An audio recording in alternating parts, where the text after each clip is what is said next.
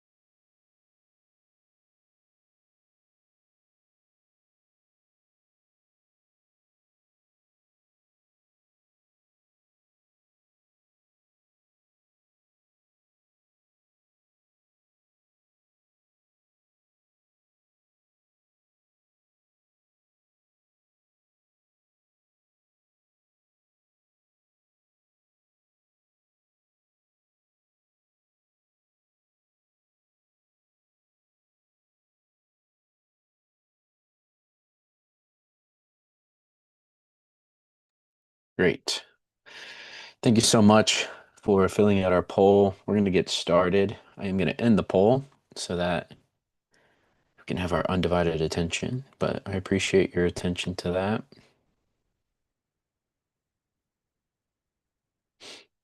Just a few housekeeping items before we get rolling today is first, we want to welcome you to the Penn State School of International Affairs Master of International Affairs Admissions webinar. Today, we are going to be exclusively talking about the Master of International Affairs degree. We recognize some of you may be interested in degrees beyond that here at Penn State. Unfortunately, we won't be able to discuss those just because we don't know anything about them. We are your resident experts in the Master of International Affairs specifically. So if you're not here for that, feel free to reclaim your time today and drop off our webinar. If you'd like to stick around, of course, we welcome you to do so.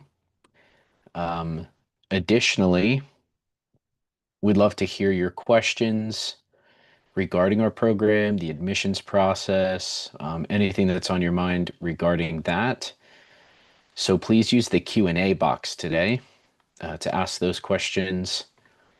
If you use the chat, sometimes it can get a little lost, especially if the chat is pretty busy.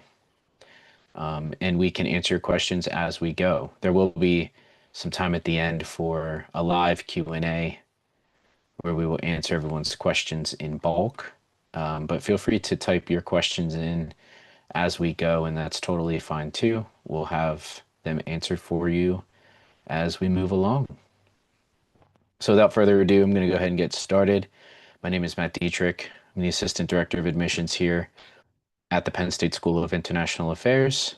My colleague, Christy Percio, the Director of Admissions, she's in the chat. She'll be answering your questions as we go along. So again, feel free to put those questions in that Q&A. And here we go. So first, we're going to talk about Penn State University a little bit and the School of International Affairs. I'm going to start with some SIA fast facts. And from here on out, I am going to refer to the School of International Affairs as SIA, just because it's less to say. We do offer a professional master's degree in international affairs. Really, we're designed to help students get the skills that they need to get a job once they graduate. It is different than an academic degree where maybe you are being prepared for a PhD.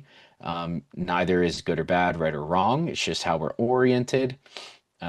Sometimes students do go on to get PhDs once they leave our program, but that is not the majority. Most students are looking to go right into the industry. And so we are professionally oriented in that manner. And we have a 93.8% job attainment rate within 1 year of graduation to support that. We are a member of the Association of Professional Schools of International Affairs. And what this means is we are among an elite group of schools of international affairs within the APSIA consortium. It's one of just over 35 or so schools internationally that are recognized as top schools of international affairs globally. We offer an interdisciplinary, flexible, and customizable curriculum. You're going to, as a student, learn about a variety of topics within international affairs. You can form a concentration or choose one of 12, and you can take classes across the university in a limited capacity, but you can also kind of mix and match between concentrations and take classes out of each. And I will describe that a little bit more in detail on the next slide. We offer education abroad. If you are a citizen of the United States looking to study at our university and interested in going abroad, we offer about 25 different locations around the world where you can travel to. Of course, if you're an international student, coming to the United States is education abroad from your purview. However, if you can go wherever your passport takes you. So if you're interested in going abroad through our program outside of the United States to engage in coursework, you can absolutely do that as well. We would not, prohibit you from doing so. We have great faculty, former ambassadors, former diplomats, ambassadors that are ambassadors, former ambassadors of other countries, for example, Italy, which is a very fascinating and something I think that has a lot of value here at the School of International Affairs. We also have scholars in economics, media and journalism, human rights, food and agriculture, kind of spans the board. You get support from our staff. So Christy and I will help you starting today, all the way up and through your enrollment in everything that pertains to that. And then we will pass you off to our very capable staff here at SIA for academic advising, career support, student affairs, and others. And we have an over 90% career attainment rate, as I alluded to earlier. 93.8% of our students are finding employment within 1 year of graduation across sectors and in a variety of employers and roles. And we're really proud of that. Just speaks to the quality of our program, the support from our staff, and the quality of our students as well. We have really great students that come here every single year that are ambitious and have a lot to support that ambition. When we talk about curriculum flexibility, it's kind of a selling point of our program. Students really enjoy the fact that they can mix and match classes from varying concentrations to create their own, for example. You will have to take a core curriculum, and this is what that will look like: economics, quantitative analysis, an international law course. We have a colloquium class on global cultures and leadership, as well as diplomacy and international relations theory. In your second year, you will take classes largely that that will form a concentration that you choose. Again, there's 12 that you can choose from, such as security studies, development policy, African development, Middle East studies, humanitarian response and human rights, and others. Again, you can also take classes in many top Penn State graduate programs at a limited capacity. You will have to take a majority of international affairs courses, but there may be some opportunities for you to expand your reach here at the university and take classes in business, political science, history, and so many others. You can start or perfect a foreign language here. In order to graduate, you must be proficient in a language other than English. We do require intermediate proficiency, and that means achieving the fourth level of that language. You can do a combination of undergraduate courses from your undergraduate program and then the classes that you take here. You could start a foreign language other than English when you enter the program and complete it all at the same time. If you already have more than just English in your repertoire, you're a bit of a polyglot, if you will, then you can take languages and continue doing so here at the university. But in order to graduate, you will need to complete the fourth level of an English other than or a language other than English. As I'm trying to speak English, I'm getting it wrong. Okay. Every student is required to complete a capstone as well. This is a culmination experience of sorts, and you can choose between an internship or a master's paper. Given the professional orientation of our program, most students are choosing an internship over the master's paper. Neither is right or wrong, but you have the option. So why should you consider coming to Penn State? it is a top 100 global university according to US News and World Report, as well as topuniversities.com or QS, if that is more familiar to you. We do have the largest alumni association globally. I think we're reaching right around 180,000 dues-paying members of the Penn State Alumni Association and about 800,000 alumni worldwide. The reason why this is important and why we bring it up is because no matter where you go, you can meet Penn Staters, and Penn State graduates are hiring managers in a lot of places within international affairs, government, politics, and even in the private sector with consulting, contracting firms. So Penn State people are all over the place, and the weight of a Penn State degree is unmatched as far as public universities go. We also offer a global community, and we are centrally located. You can see on the map here, we are close to at least 4 major cities, including an international city. We do take our students to New York and DC every fall and spring for professional development trips. We meet with employers, alumni from SIA. Sometimes simulations are involved. When we go to Washington, DC, we set up a simulation as well. And then you can see a variety of statistics on international student enrollment, which we're really proud of here at Penn State. We're a top university within the United States for international student enrollment of over 900, or I'm sorry, 9,000 in over 9,000 international students at University Park. Okay.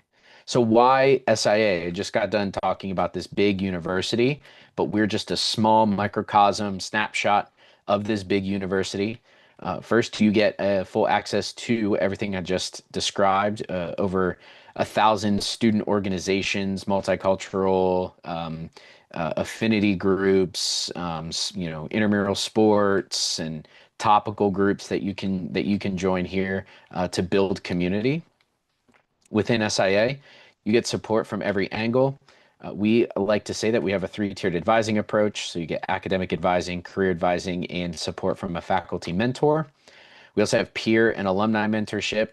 So through the enrollment process in the summer prior to starting with us, we will match you up with a second-year student who we endorse to mentor you through the graduate school process, help you get ingrained in the local community, help you become acquainted with Penn State, and so many other aspects of becoming a grad student. But we also have alumni mentorship. So as a student, we will match you up with an alumni mentor who can be a place of support for you as you search out jobs and careers, cover letter writing, resume writing, help build networks, things like that. Again, we offer education abroad, which I went over. You get networking through the Penn State Alumni Association and our SIA career development trips. And we have a tight-knit, diverse, and global community. Here at SIA, over 50% of our students are international, and we're really proud of that. But we also have diversity in many other ways, ideologies, ethnicities, race, so many other things that make us diverse. But we also really care about building community. Today is our first international affairs discussion here within SIA, where our director invites the entire community to just talk about what's going on in the world and critically think about solutions and things like that. So community is something that we really care about here at SIA. This is your first network as we see it for your professional life. And this is where you can practice building that network.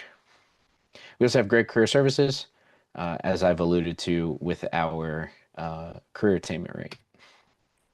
So here's where we'll talk about the application requirements. If you've tuned me out to this point, tune back in because we will discuss the important aspects of our application. We're not going to go and deep dive into it just for the sake of time. We will have a best practices in applying to graduate school webinar later on this fall.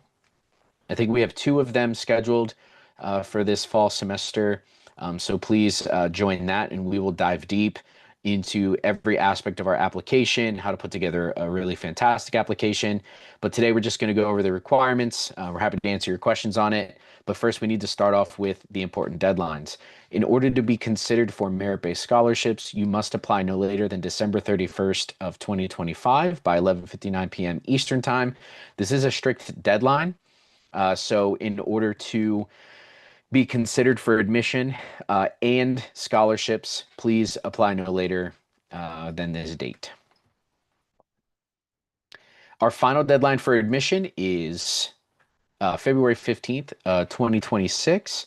We can't, by this point, we can't guarantee that there will be seats or scholarships available, but that would be kind of our final deadline. Anything after February 15th will just be based upon seat availability. Really, your primary deadline is going to be that December 31st scholarship deadline, so don't miss that. In order to apply, here is what you need to do. First, you need to go on our website. There are no tricks. We're not trying to fool anybody or trick anybody or make it any harder than it is supposed to be.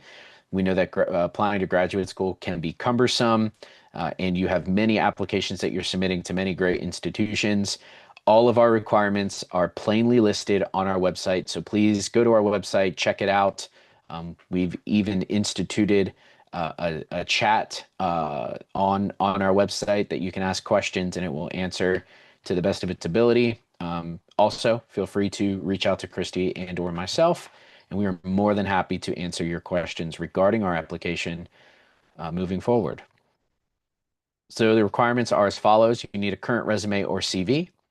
You need to submit at the time of application a copy of your official transcripts. Please don't submit any advising transcripts, score reports, grade reports, anything that is more unofficial than an unofficial transcript. Technically, a copy of the official transcripts is deemed unofficial because it was in your possession. But in any case, please upload the copy of the official transcripts at the time of application. If you decide to enroll in our program, the graduate school here at Penn State will ask to have your official transcript sent directly from your undergraduate university to Penn State in an official capacity where it doesn't pass through you or our office, but it goes directly to the grad school. We do need a statement of purpose as well. Our statement of purpose has two prompts available. They are on our website, so please go to our website, check out the prompts there, and pick one and write on that. Stick to it. Stick to the prompt. The statement of purpose is 500 to 750 words typically. Writing less than that is not great. Writing more than that is fine, but please understand the admissions committee has many, many, many hundreds of statements of purpose to read. So that would be very kind of you to stick within the 500 to 750 word limit. The use of AI is you are encouraged to not use AI. There is some AI detection software the admissions committee will use to determine whether or not you have used large language models or generative AI to write your statement of purpose. It's okay to use AI to brainstorm ideas, to give you insight as to what is necessary for a statement of purpose, but please write it from your own words. We want to know you, and a robot doesn't know you as well as you know you. And that's really the long and the short of why we don't want you to use AI. Sometimes spell checkers, Google Docs can come up as AI, so just be wary of that. All right. We need the contact information for two recommenders. We do ask that you have at least one faculty member write you a letter of recommendation, a professor from your undergraduate program. Two is optimal, but if you can't get faculty members to write you a letter of recommendation, feel free to ask a supervisor from an internship or professional experience that is related to our degree for that.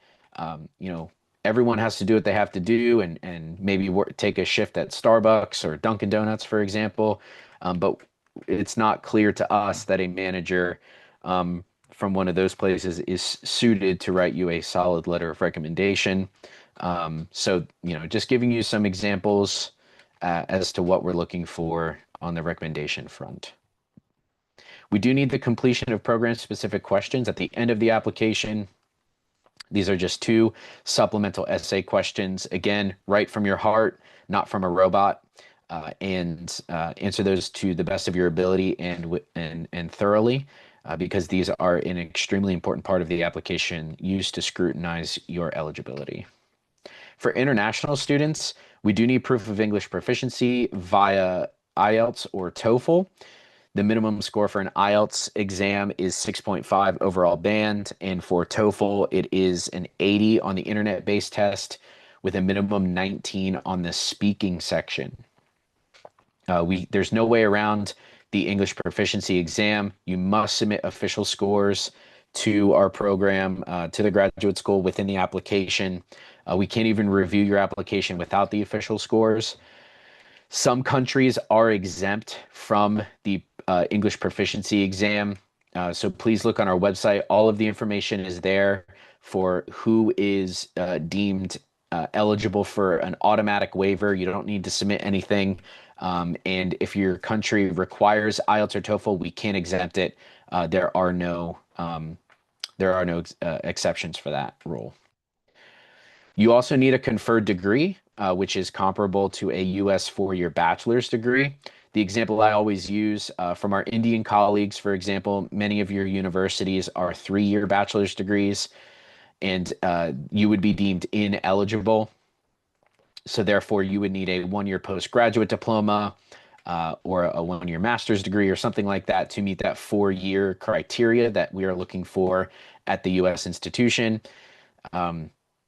Anybody from Europe, if you don't have 240 ECTS credits, you would not have what is comparable to a 4-year bachelor's degree in the United States. So be mindful of these things as you apply, and everyone else should be good to go.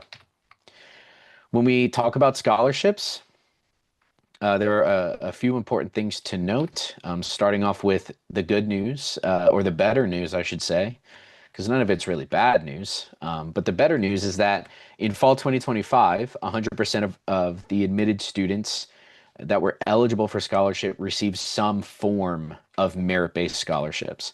Scholarships are limited, they're not guaranteed, and they're completely based on the quality of the application. We do holistic review of applications. So, for example, even though GPA is an important metric of your ability to handle graduate school, it's not the only thing. Therefore, that's why we ask that you do well on the statement of purpose, you craft a really great resume or CV.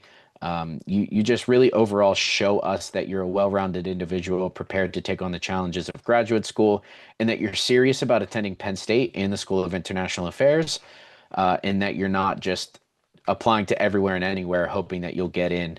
So again, really important for you to check out our best practices in applying to graduate school webinar, because that'll be helpful.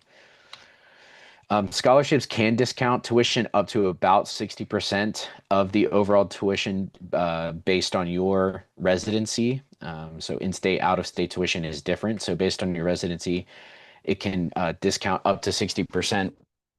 This is not guaranteed. These are really for our top applicants, those who really do a good job on the application, and we want to attract to our program. The average scholarship is about 40 to 50% of the overall tuition, however. International students, you can use the scholarship towards your financial guarantee. And if you're unfamiliar with this process, you need to provide a financial guarantee in order to get the I-20. The I-20 is necessary for your visa interview, and of course, your visa is necessary to enter the U.S. We do not offer any fully funded scholarships here at the School of International Affairs. Therefore, we recommend that you apply to our program, and if you are admitted with a generous scholarship, to begin seeking and searching for outside funding opportunities, whether that be grants, fellowships, scholarships, any loans that you're willing to take out for graduate school, are all highly recommended. With that being said, we do not offer any graduate assistant or teaching assistant positions within SIA. There may be some opportunities within the university to find GA or TA positions, but you need to have basically completed a semester already, or an entire year. Typically, our students that are hired in these roles don't find them until their second year in the program. And that is it. We do ask that if you are interested in applying or connecting with us further, we do offer one-on-one individual meetings to discuss your situation, get to know you better, and walk you through the application if you have any questions about that or our program. So use the QR codes to connect with us. Also, the apply QR code will take you directly to the application requirements. Again, we're fully transparent on that, so there's no guessing as to what you need. And with that, we'd love to take your questions. So please use the Q&A box to ask your questions, and we will get to those now. And I'll just give a few seconds for folks to type in some questions. I think you can also submit them anonymously too if you're feeling shy. So someone asks, are GRE scores considered in the application process? No. You can submit GRE scores if you'd like. If you have not taken the GRE, don't worry about it. And if you're not planning on taking the GRE, that's totally fine. So don't stress about that. GRE scores are just bottom line, GRE scores are completely optional. If you do submit GRE scores, we'll just take a peek at them. Historically speaking, folks who take GRE scores and submit good ones typically receive higher scholarships than those who don't, but it's not always true. It's not always true. So if you feel as though your GPA is low, and you want to give yourself a bit of a boost or substantiate your application in some way, then maybe taking GRE scores is beneficial to you. But if you feel like you can overcome a less than average GPA, then in other ways, then do that. Hopefully that helps. Are there any undergraduate course requirements? No. We have students that come from a wide variety of majors. We don't have any overall major requirements either. We have students that come from STEM programs, engineering, math, statistics, and others, but also your typical kind of repeat offenders, if you will, like political science, history, the social sciences, humanities. But there are no specific requirements. If you want, and this is true for probably any graduate program, especially in this space, brush up on economics and statistics if you want to prepare. That's just kind of a word to the wise. Your free advice for the day is maybe take some stats or economics courses if you haven't already to just brush up. You don't need to go super deep, but it'll just be helpful, but it's not required. Someone asks, will I be at a disadvantage if I did not study political science or related subject in undergrad? I majored in computer science. So I did just kind of answer a version of this question in some ways. No, if you have a background in computer science, it's totally fine. Our program, the core classes provide a foundation in international affairs that anybody can pick up. So you would be fine. Where you may have actually an advantage is our data analytics courses or economics courses in the first year that have some math and some number crunching that students have to take. You may have an advantage there, in fact. So great question, but there you go. Okay, any other questions that we can help out with today? These have been some great questions. Great questions.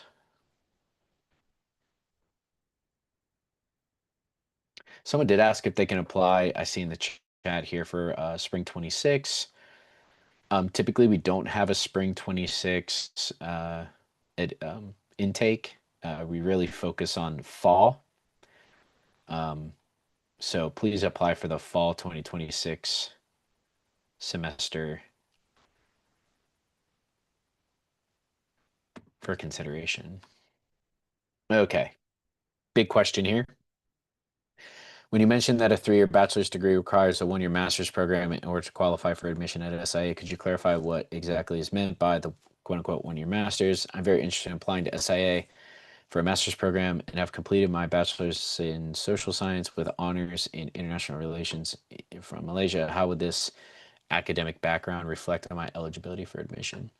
So I should caveat what I said or just further explain really what I said earlier regarding that. I was really just giving examples, but if you have a 3-year bachelor's degree, the likelihood of you being eligible is very, very low.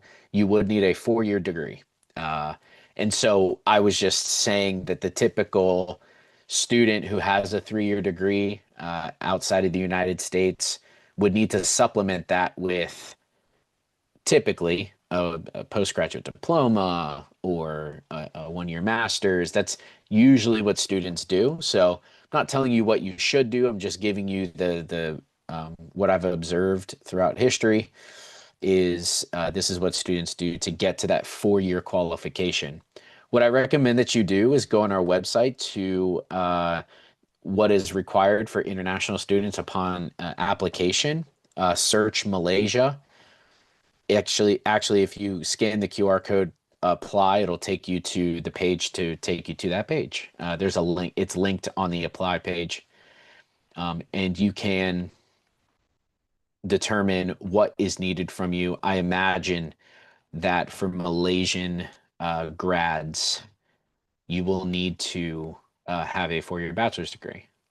So check that out and see if you qualify based on the degree that you hold and the amount of years it took you to complete it. And I hope that helps. Can you defer admission for a 1-year fellowship or job program? We do not offer deferrals.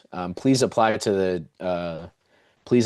the semester or the year that you plan to attend, right? So if you know that you have something lined up for fall 26 already, save yourself the time and don't apply. The time and the money, to be frank. Um, and or if something does come up in the process and you find that that's more applicable to your life than coming to Penn State at the time, we will need to withdraw your file and move and ask that you would apply to a future semester. So yeah, we don't offer deferrals,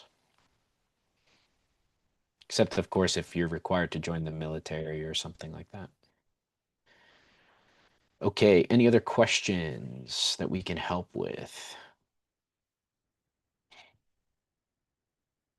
Really appreciate your engagement. These have been good questions. And we don't have to belabor the point. We're happy to give you the rest of your day back. I'll just give it a few more seconds here.